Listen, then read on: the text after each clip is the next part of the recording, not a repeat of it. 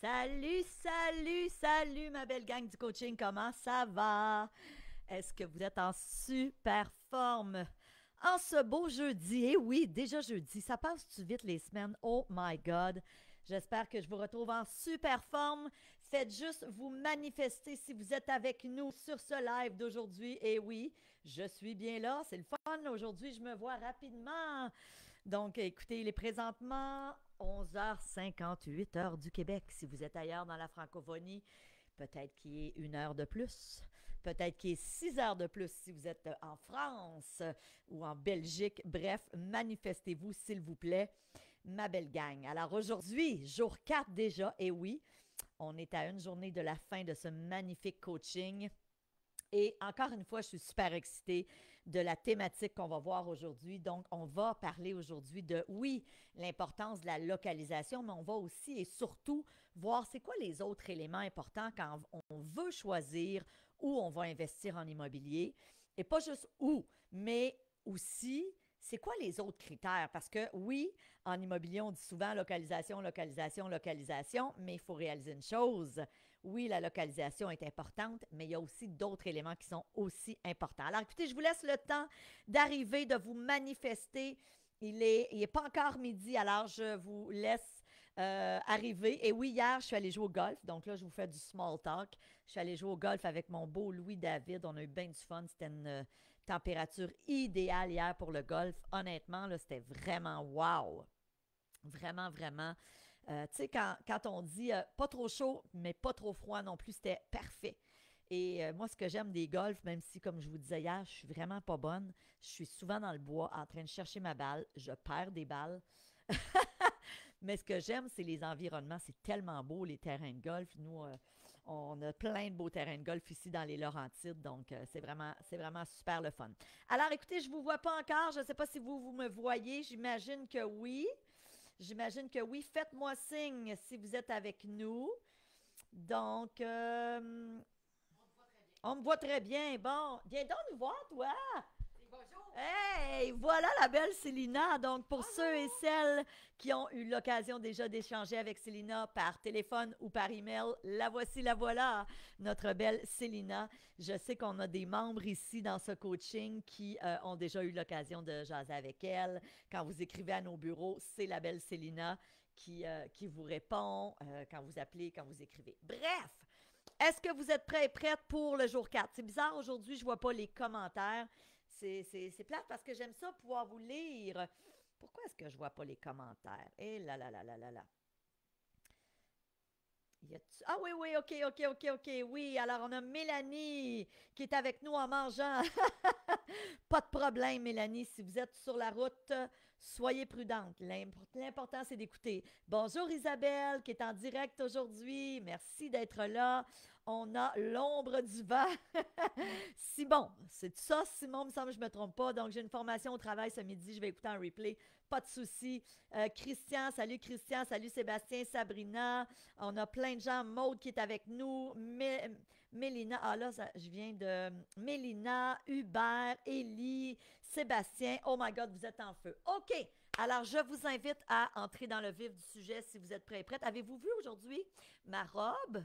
Match avec mes lunettes. Eh oui. Hey, c'est drôle, je vous raconte une anecdote, puis après ça, je commence. Je suis à l'aéroport il y a un mois. Un mois de ça, je suis à l'aéroport à Montréal et on s'en va, mon mari et moi, faire un voyage de kitesurf. Et il y a un monsieur qui vient me voir. Puis au début, je vois qu'il me regarde de loin, il est avec son épouse, puis on attend pour prendre le même vol. Et à un moment donné, je mets mes lunettes. Je mets mes lunettes pour commencer à lire. Et là, je le vois qui se lève, qui s'approche et il dit bonjour, je m'excuse de vous déranger. Il dit je pensais bien que c'était vous, mais je n'étais pas certain. Mais il dit je vous ai reconnu à cause de vos lunettes. Alors, il est venu se présenter. C'est quelqu'un qui me suivait pour Imo Réussite. J'ai trouvé ça tellement adorable. Et puis, je veux juste vous le dire d'ailleurs. Si un jour vous me croisez, que ce soit ici, moi, j'habite dans la région de Saint-Sauveur. Si vous me croisez à Montréal ou ailleurs, hein, en Floride, parce qu'on passe beaucoup de temps en Floride, n'hésitez jamais, s'il vous plaît, à venir me saluer. Ça me fait toujours plaisir, mais vraiment, sincèrement. Donc, soyez pas gênés. Venez vous présenter. Là, c'est toujours un immense bonheur pour moi. Avant de débuter la journée d'aujourd'hui, je veux juste vous dire, Célina va mettre à l'instant dans le chat le lien du plan de cours. C'est mon erreur hier, j'ai oublié de vous en parler. Puis on a eu plein de gens dans l'après-midi hier qui nous ont écrit en disant on peut-tu voir le plan de cours? Est-ce qu'on peut savoir ce que c'est la formation IMO Réussite? Donc, bien sûr, ça va nous faire plaisir. Alors, je vous le dis, le plan de cours est dans le lien, dans la description. Donc, si vous nous écoutez en replay, vous allez voir là dans la description. Et prenez le temps de regarder tout ce que la formation inclut. On parle d'un plan de cours d'une trentaine de pages. On parle d'une formation, Célina vient de mettre à l'instant le lien, de plus de 70 heures de contenu, mais en même temps, ce qu'il faut savoir, c'est que c'est un pas à la fois. Vous n'avez pas besoin d'écouter les 70 heures de contenu pour être capable de vous lancer, bien évidemment. Alors, dans les premières semaines, on établit les bases. C'est sur 8 semaines, la formation. Sachez aussi qu'il y a possibilité, puis je vais tout vous réexpliquer ça demain avec un beau PowerPoint, mais je vous le dis parce qu'il y a des gens hier qui nous posaient des questions. Vous avez la possibilité aussi d'avoir accès à tout le programme d'un coup si vous le souhaitez. Donc, on peut aussi vous expliquer comment procéder. Ça, c'est dans le cas où les gens vont joindre en un versement. J'ai aussi avec moi 55 experts. Je vais vous les présenter demain. Donc, des experts qui viennent vous enseigner dans la formation IMO Réussite. Puis, souvent, la question qui m'est posée, c'est Stéphanie, faut-tu que je prenne mon auto pour aller te voir ou encore si je suis en France, faut-tu que je prenne l'avion pour venir faire la formation ici en présentiel? Tout se fait en ligne. Donc, c'est vraiment une formation en ligne. Vous avez accès à la plateforme, à vos modules. Vous avez accès à me poser des questions. Donc, on va voir tout cela demain. D'accord? Alors, écoutez, ce que je vous... Mais en attendant, c'est ça. Donc, en attendant, si vous voulez regarder le plan de cours, voir exactement toutes les thématiques qui sont abordées dans cette formation, bien, je vous inviterai à le faire après le live d'aujourd'hui. Donc, on reprend notre cahier. Si vous êtes nouveau, nouvelle et que vous avez manqué jour 1, 2, 3, c'est plate pour vous. Vous avez manqué du bon contenu. Ceci dit, sachez que pour encore quelques jours, vous allez pouvoir revisionner les journées manquées. OK? Donc, en replay, c'est possible. Par contre, ne tardez pas parce qu'on va les enlever éventuellement. On ne les laisse pas là ad vitam aeternam. Donc, aujourd'hui, on est rendu à notre jour 4. De quoi on va parler aujourd'hui, Stéphanie? Donc, je vous invite à prendre votre jour 4. On va parler, oui, de localisation. Vous avez sûrement déjà entendu l'adage qui dit que lorsqu'on veut faire une acquisition en immobilier, le plus important, c'est la localisation. Et oui, c'est vrai que c'est un critère important. Mais aujourd'hui, on va voir c'est quoi les autres critères pour un bon achat. Vous savez, souvent, des gens, des membres IMO Réussite vont m'écrire en me disant, Stéphanie, exemple, il y a beaucoup de gens qui savent que moi, le gros de mon parc immobilier est dans la ville de Laval, ici au Québec. J'ai aussi des immeubles à Repentigny, j'en ai à Trois-Rivières. Et c'est pas rare que des gens qui vont m'écrire en me disant, Stéphanie, exemple, je veux investir à Laval, c'est-tu un secteur que tu me conseilles? C'est-tu une ville que tu me conseilles? Et là, je reviens à ma localisation.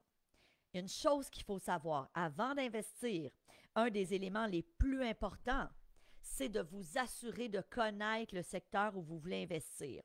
Et ce que je réponds systématiquement à ces gens-là qui m'écrivent, c'est Laval, c'est grand. Laval, c'est une super ville et moi, j'ai plusieurs biens immobiliers à Laval dans différents secteurs. J'en ai à Vimont, j'en ai à Chemédé, j'en ai à Duvernay. Ceci dit, même exemple, si je prends le secteur de Chemédé, OK, Chemédé qui est un secteur de la ville de Laval, bien à Chemédé, moi, j'ai 16 logements dans ce coin-là. Et il y a des super bonnes rues. Mais à Chemédé, il y a aussi des rues dans lesquelles je n'aurais jamais investi. Donc, quand on parle de localisation, c'est super important de toujours se dire, OK, c'est un secteur que je connais. Et de dire, je veux investir à Laval, pour moi, c'est beaucoup trop vaste. Tu veux investir où à Laval? Dans quel quartier? Dans quel secteur précisément? Et ça va vous permettre ensuite d'aller voir, OK, ce secteur-là, c'est un bon secteur? Quand on parle d'un bon secteur, on parle d'un secteur où, premièrement, il y a un faible taux de criminalité.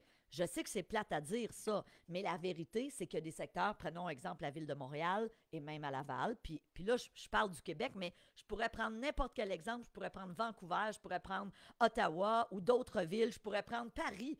Hein? À Paris, il y a des bons arrondissements, puis il y en a des moins intéressants. Donc, dites-vous une chose, un endroit où il y a peu de criminalité, c'est super important. Pourquoi?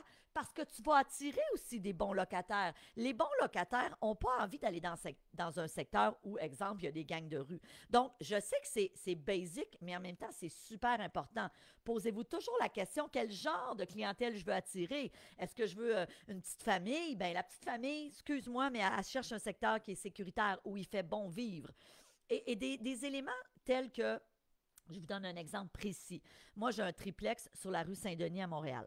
La rue Saint-Denis, c'est une grosse rue. OK? C'est une rue qui est super passante. Mais où est-ce que moi j'ai investi? C'est un cul-de-sac. À cet endroit-là, la rue Saint-Denis est cul-de-sac parce qu'il y a une traque de chemin de fer, il y a une rail de chemin de fer. Ce qui fait que, moi, mes locataires, ils n'ont pas de trafic en face de chez eux. Ils sont du côté du soleil aussi. Donc, quand on parle de localisation, ça, c'est des éléments importants. Juste de dire, hey, quand j'écrivais mes annonces à l'époque, où je m'occupais moi-même des locations, j'écrivais toujours super ensoleillé comme appartement. C'est des petites choses, mais qui font toute la différence. Bonjour Stéphane! Bonjour Monique, bonjour Manon, bonjour Christopher, bonjour Carole. Il y a plein de gens là, qui se sont joints. Merci d'être là. Bonjour Despina, Patricia. Makir, merci d'être là, ma belle gang. Merci de vous manifester. N'oubliez pas, si vous êtes en replay, écrivez replay dans les commentaires. Donc, quand on parle de localisation, oui, c'est ça. Un secteur où il y a beaucoup de services, par exemple. Hein, exemple, moi, cet immeuble-là sur la rue Saint-Denis, ben c'est génial parce que euh, les gens, j'écrivais toujours à pied du métro parce que les gens peuvent aller à la fois au métro Sauvé ou au métro Crémazie à pied, plus proche du métro Sauvé. Ça aussi, hein, quand on parle de localisation, le fait d'être près d'une station de métro ou d'être près du transport en commun, c'est un gros, gros avantage au niveau de la localisation. Maintenant, maintenant qu'on a parlé de la localisation, j'aurais envie de vous lire. Dites-moi dans les commentaires. Est-ce que déjà, vous avez une idée de où vous aimeriez investir? Puis écrivez-moi le secteur ou la municipalité ou la ville. Et je veux juste vous dire une chose. Moi, quand j'ai commencé à investir à l'époque, je restais chez mes parents. J'avais 22 ans. Rappelez-vous, hein, j'étais étudiante au HEC et j'ai fait ma première acquisition à 22 ans d'un triplex à Montréal. J'habitais à Laval à cette époque-là. Mais on s'entend, mon triplex là, était à 20 minutes de chez moi en voiture. Je dis toujours aux gens qui joignent la formation IMO Réussite, donc à mes membres, investissez dans un rayon de 30 minutes autour de chez vous, surtout pour le premier achat. Éventuellement, exemple, moi, j'ai des immeubles en Mauricie aujourd'hui, puis j'habite à Saint-Sauveur. C'est beaucoup plus c'est beaucoup plus que 30 minutes aller là. Ceci dit, alors Monique dit en Outaouais, Stéphane qui veut investir à Thetford d'Israélie, Pierre Font pour Christian, Salvi à Lévis. Parfait. Maintenant que j'ai des gestionnaires d'immeubles, c'est pas grave. Même aujourd'hui, j'ai investi en Floride et je loue en Floride. Puis on s'entend, là, j'habite à Saint-Sauveur. Le plus vite que je peux être en Floride, c'est 3h30 en avion. Puis là, on s'entend, c'est plus que ça parce que, tu sais, t'attends à l'aéroport avant, t'arrives là-bas, t'es pas rendu. Donc, mais souvent, ce qu'il faut réaliser, c'est quand on fait un premier investissement, souvent, c'est nous, au début, qui va s'en occuper. Puis c'est bien correct. OK? Si tu achètes un duplex, un triplex ou un 5 logements, ben le premier, ça se peut que ce soit toi qui décides de t'en occuper. Et crois-moi, tu vas être super content, super contente si c'est pas très loin de chez toi. Et l'autre chose aussi, donc Mélanie qui disait qu'elle veut investir à Saint-Hubert, d'Espina à Montréal, dans Hochelaga, Mercier, proche d'une station de métro, excellent. Donc, dites-vous une chose. Si vous investissez dans un secteur que vous connaissez, puis peut-être même où vous habitez, tu risques moins de te tromper.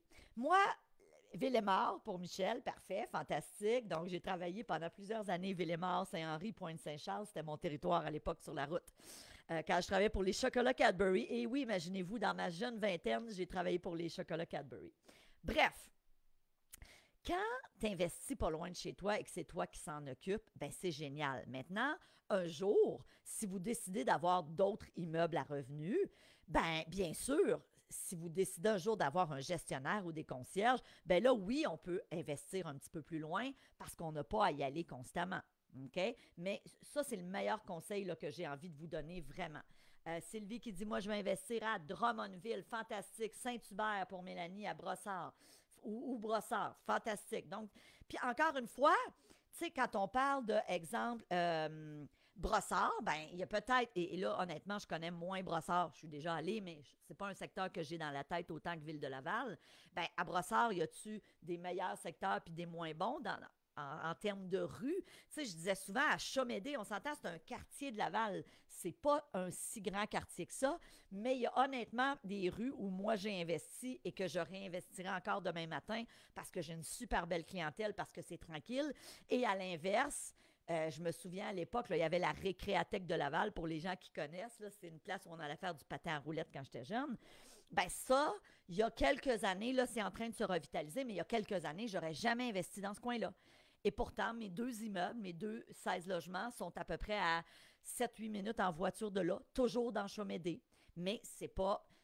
Il y a deux Chamédé pour moi. OK? Donc, c'est juste des exemples. Eduardo qui dit près du Centropolis à Laval, excellent, excellent endroit. OK? Près des stations de métro, maintenant que le métro à Laval, plein, plein, plein d'activités, plein de services. Donc, ça, c'en est un exemple de localisation A1 au niveau du Centropolis. Donc, allons plus loin. Là, on a parlé de la localisation. Maintenant, on va parler des autres éléments. Un, qu'est-ce que je dois regarder quand je vais investir? La qualité des locataires. Mais bien sûr, la qualité des locataires est étroitement liée avec la localisation, comme je vous ai dit il y a 5 minutes. Quand tu es dans un bon secteur, tu vas attirer une belle qualité de locataire. L'autre chose, ce qu'il faut réaliser, c'est que quand tu achètes un immeuble, moi j'ai toujours dit à la blague, tu achètes les locataires. Puis c'est une blague, vous aurez compris, mais tu hérites des locataires qui sont en place. J'ai une de mes membres cette semaine qui a joint Imo Réussite et qui me posait la question, Stéphanie, on va acheter un immeuble et je veux savoir, comme nouveau propriétaire, je peux-tu faire une enquête de crédit sur les locataires qui sont là? La réponse, c'est tu peux le demander, mais ils ne sont pas obligés d'accepter. Donc, oui, vous allez vivre avec les locataires qui sont là. Maintenant, vous avez le droit, avant d'acheter, de demander au propriétaire est-ce qu'il y a des gens, est-ce qu'il y a des codes à la régie du logement? Bon, moi, je suis encore dans l'ancienne école où j'appelle ça la régie. Aujourd'hui, c'est le TAL, le tribunal administratif du logement. Donc, y a-t-il des dossiers ouverts au tribunal administratif? Avez-vous eu des défis avec vos locataires? Vous pouvez aussi demander aux locataires. Moi, je ne me gênerais pas. Discrètement, bien sûr, quand on va faire la visite, mais comment ça se passe? Êtes-vous bien ici? On le sent, ça.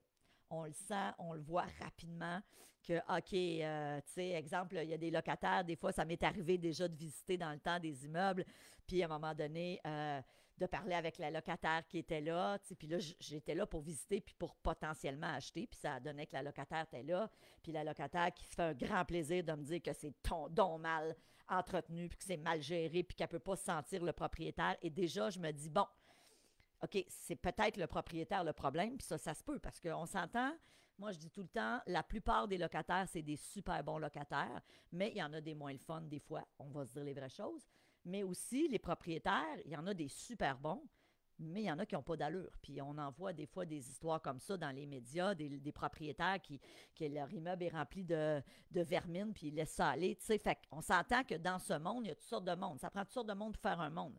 Donc, il faut toujours faire attention, il faut faire la part des choses, mais en même temps, que d'avoir accès à cette information-là, c'est super important. Donc, quel genre de locataire est-ce que je vais attirer dans cet immeuble-là? Ensuite, la proximité des transports, la proximité des services, on en a parlé. Et l'autre élément hyper important, puis ça, j'en ai parlé lundi au jour 1, puis je t'en reparle aujourd'hui, parce que c'est le nerf de la guerre en 2024. Si vous voulez devenir un investisseur ou une investisseuse immobilier, et puis je vous le dis là, peut-être que toi, tu m'écoutes aujourd'hui puis que tu dis, oui, mais là, Stéphanie, toi, tu as 99 appartements. Moi, je veux pas avoir 99 portes. J'aimerais ça juste avoir, je sais pas moi, un triplex ou un 5 logements. Parfait. Quel que soit votre objectif, sachez que votre objectif est important et sachez que vous allez être un investisseur immobilier. Parce que même si tu as un 5 logements, par exemple, ou un 3 appartements, tu veux connaître des stratégies pour optimiser ton bien immobilier. Donc, quand on parle d'évaluer qu'est-ce qui est important quand je regarde à acheter un immeuble, oui, c'est le potentiel d'optimisation. Rappelez-vous de mon histoire au jour 1 quand je vous ai dit que j'avais acheté un 16 logements, c'est à Duvernay à Laval, un beau 16 logements, mais qui avait plein d'appartements vacants. Puis si tu ne te reconnais pas dans l'histoire, parce que tu as manqué les premières journées, tu iras les écouter. Parce on a eu du contenu de haute valeur dans les premières journées. Donc, une chance qu'à cette époque-là, je ne m'étais pas arrêté à dire, OK, cet immeuble-là, il est-tu rentable en date d'aujourd'hui? Y a-t-il un cash flow? Non, j'ai été capable de voir, OK, je sais que je peux l'optimiser. Puis là, c'était facile dans mon cas parce qu'il y avait des appartements vacants. Mais même quand il n'y a pas d'appartements vacants, dites-vous une chose, vous devez connaître comment optimiser un bien immobilier. OK? Donc, on en a parlé au début de la semaine rapidement. Je le redis, il y a deux façons d'optimiser un immeuble en diminuant les dépenses. Et là, quand on parle dans la branche de diminuer les dépenses, il y a plein de façons de le faire. Et à l'inverse, on peut aussi décider d'augmenter les revenus. Et augmenter les revenus, oui, bien sûr, ça peut être d'augmenter les loyers, mais il y a d'autres stratégies aussi. Je donne souvent cet exemple-là. J'ai une de mes membres qui a acheté un triplex et elle a décidé de prendre un des appartements. La locataire quittait et c'est un très grand appartement et elle a décidé de le subdiviser en deux appartements.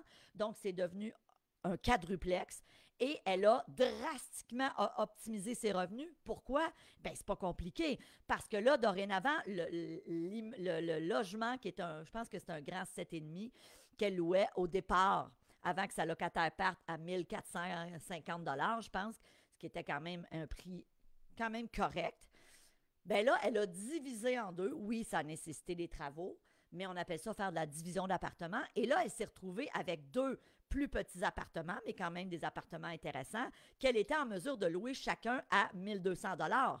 Donc, je ne sais pas si vous le savez, premièrement, il était rénové, mais faites le calcul. Tu passes de 1400 quelques dollars par mois à 1200 fois 2. 1200 fois 2, 2400. Tu viens drastiquement, juste avec une stratégie, d'optimiser ta rentabilité. Okay? La division d'appartements, si vous regardez dans le plan de cours, on a un module sur comment faire de la division d'appartements parce que ça en est un exemple ça, de stratégie d'optimisation qui est vraiment, vraiment wow. D'accord? Francine qui dit « J'étais dans le coaching du jour 1, j'ai perdu le premier 15 minutes. » Ben oui, ma belle Francine, vous vous reprendrez, il n'y a pas de souci. Bonjour André, bonjour Lise Sarah de Gatineau. Hey, merci tout le monde d'être là. Donc, aujourd'hui, on a parlé de quoi? L'importance de la localisation, on a parlé de l'importance de la qualité des locataires. Donc, quand vient le temps de choisir un immeuble, on va se poser la question quel genre de locataire je vais attirer dans cet immeuble-là, la proximité des transports, la proximité des services, le potentiel d'optimisation.